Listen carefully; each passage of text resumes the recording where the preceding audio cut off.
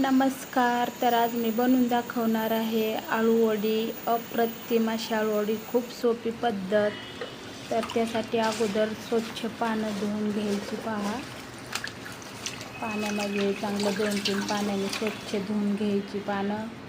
त्यानंतर त्याची जी देठ आहे ती सुरीने घ्यायची. सगळं त्याची काढून जाड जे देठ आहेत ना ते सुरीने घ्यायची आणि खाली पसरवून लाटण्याने एकदा असं चपाती लाटतो तसं लाटायची. म्हणजे त्याच्या शिरा आपल्याला खाताना लागत नाहीत, जास्त जाड असतील देठ तर. किंवा असं सुरीने जरी घेतलं त्याचं कापून तरीसुद्धा चालतं आहे काढून देठाचं. आणि नंतर बेसन पीठ घ्यायचं एका भांड्यामध्ये. आणि बेसन पीठ आपल्याला आळूची पानं आहेत ना, जेवढी पानं आहेत त्या मापाने आपण घ्यायचं, जेवढं पीठ लागेल तेवढं. त्यानंतर त्याच्यामध्ये टाकायचं आहे मीठ टाकायचं चवीप्रमाणे. नंतर टाकायचं आपला मिरची मसाला टाकायचा, तुम्ही जो वापरता तो टाका. हळद टाकायची आणि हिरवी मिरची, लसूण, अद्रकची पेस्ट बनवली आहे तर ती पेस्ट टाकायची आपल्या आवडीनुसार. थोडासा लाल मिरची पावडर आणि थोडं हिरवी मिरचीचं टाकायचं, म्हणजे टेस्ट एकदम छान लागते. आणि जिरे टाकायचे 1 चम्मचभर. तुम्ही जेवढे बनवणार तसं, थोडे बनवणार असाल तर अर्धा चम्मच जिरे घाला. आणि मग थोडं पाणी टाकून त्याचं बेटर बनवून घ्यायचं असं. तर हे अशा पद्धतीने गाठी नाही राहिल्या पाहिजे, काही नाही, मस्त घ्यायचं. आपण बटाटे वडे वगैरे बनवायला घेतो त्याच्यापेक्षा थोडं घट्ट ठेवायचं. बटाटे वड्याला वगैरे बनवतो ना त्याच्यापेक्षा थोडंसं घट्टसर राहू द्यायचं. आणि नंतर त्याच्यामध्ये ना थोडासा खायचा सोडा टाकायचा. खायचा सोडा टाकल्याने काय होतं, ते पीठ जे असतं ना आळूच्या पानाला आपण लावतो, उकडतो, तळतो नंतर, तर ते पीठ असं कडक लागतं एकदम कडक होऊन जातं. तर तुम्ही जर असं खायचा सोडा जर वापरला ना, एकदा वापरून तुम्ही नेहमी बनवाल असंच एकदम सॉफ्ट असं मऊ लागतात त्याचं आळू वड्या. बेसन पीठ अजिबात कडक लागत नाही. आणि हे असं पानं ठेवून पसरवून त्याच्यावरती असं खूप पीठ लावायचं नाही तर नुसतं पीठ लागतं आपल्याला खाताना. तर पातळच असं पीठ त्याला घोळसायचं. तर थोडं सगळीकडे घ्यायचं लावून. आणि त्यानंतर दुसरं पान जे आहे तर म्हणजे हे बघा, त्याचा आकार जो आहे ना त्या तसाच नाही ठेवायचा. त्याचा शेंडा नंतर इकडं करायचा दुसऱ्या भागात. मग तो परत त्याच्यावरती पीठ लावून घ्यायचं. त्याच्यानंतर पीठ लावल्यानंतर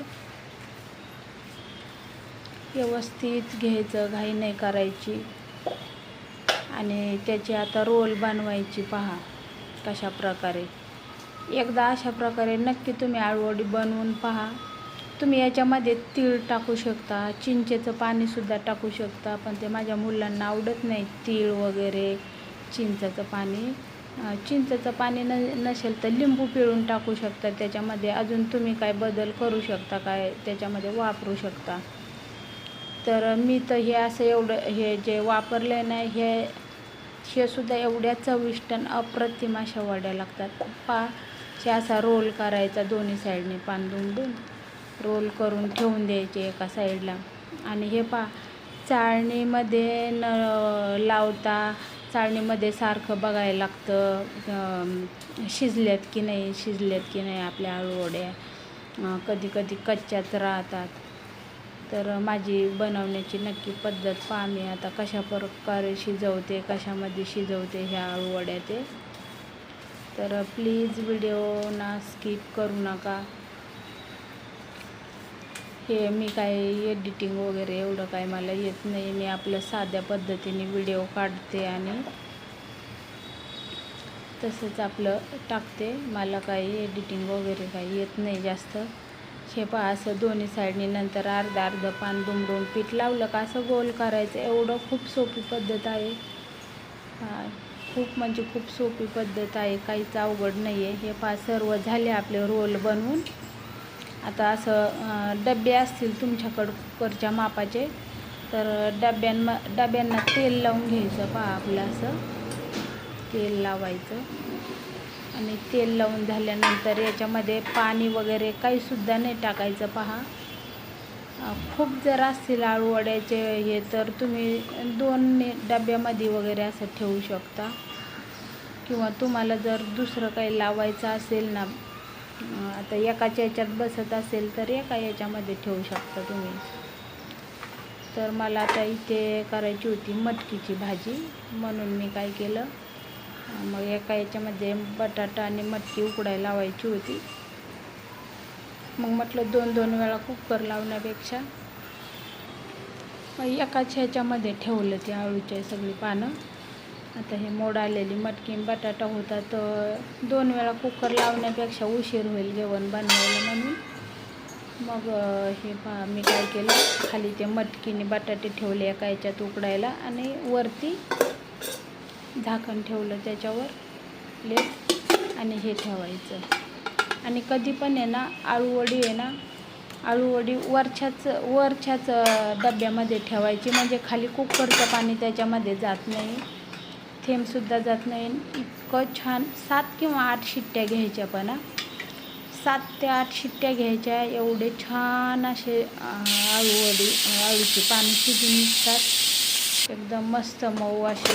तुम्ही कच्चीच खाल्ली तरीसुद्धा चालते, बिना तळता एवढं छान लागतात. पहा तर आता झाल्या इकडं शिट्ट्या वगैरे घेऊन झाले, कुकर पण थंड झाला. तर हे पहा अजिबात पाणी वगैरे काही जात नाही त्याच्यामध्ये आणि पटापट होऊन जातं. पहा हे पहा लगेच निघतात. गरम गरम थोडं थंड होऊन दिल्या तरी चालते, पण आता मला व्हिडिओ बनवायची म्हणून आता किती वेळ थांबणार म्हणूनसाठी घेते मी आता बनवून. तर आपल्याला पाहिजे त्याप्रमाणे त्याच्या वड्या पाडायच्या. पहा सुरीने आपल्याला जाड पातळ कशा पाहिजेत ना त्या पद्धतीने चिरून घ्यायच्या चांगल्या. तिकडे तेल ठेवलं आहे पहा कढईमध्ये गरम. आता तेल पण गरम झाले, तर आता तेलामध्ये पण आपण लगेच तळून घ्यायच्या ह्या वड्या. तुम्ही तव्यावर आहे ना, तव्यावर थोडंसं वरनं तेल टाकूनसुद्धा भाजून घेऊ शकता दोन्ही साईडनी. तुम्हाला जर तेलकट नसतील खायचं तर तव्यावर एका साईडने टाकून तेल टाकून थोडंसं नंतर पलटी करून दुसऱ्या साईडने तव्यावरसुद्धा तुम्ही भाजून घेऊ शकता. तर हे पहा झाले. आता इकडं मी बाकी सगळ्याच नाही तळणार आहे. आणि ह्या वड्या तुम्ही फ्रीजमध्ये 8 दिवस कच्चं ठेवून रोज थोडं थोडं तळून जेव्हा पाहिजे तेव्हा खाऊ शकता. तर हे पहा तेल चांगलं गरम होऊन द्यायचं. पहा चांगलं गरम तेल झालं की छान असं तळून घ्यायच्या वड्या. खूप तेल गरम झालेलं आहे तर लगेच ते खालीवर करून घ्यायच्या, म्हणजे छान असं कच्च्यापणा नाही राहत, काही नाही. मस्त तळून तुम्हाला एकदम कडक तळायचे असतील तर खूप वेळ मिडियम गॅस करून तळून घेऊ शकता, किंवा नुसतं थोडंफार तळून झालं तरीसुद्धा घेऊ शकता. पहा कसे हिरवेगार मस्त रंग आला आहे आणि कशा छान अशा झाल्या पहा तळून. तर ह्या पहा ह्या आहेत इकडचं कच्च्या आहेत ह्या, अशाच आता ह्या लागेल तशा फ्रीजमध्ये ठेवून मी तळून खाणार किंवा कच्चंच खाणार अशाच.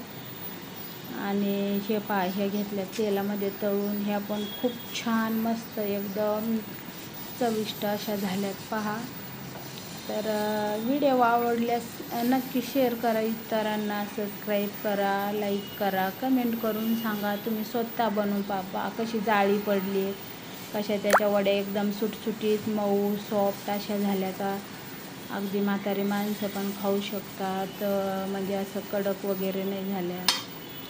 तर नक्की लाईक करा, सबस्क्राईब करा. प्लीज व्हिडिओ पूर्ण पहा, इतरांना पण शेअर करा. व्हिडिओ आवडल्यास खूप खूप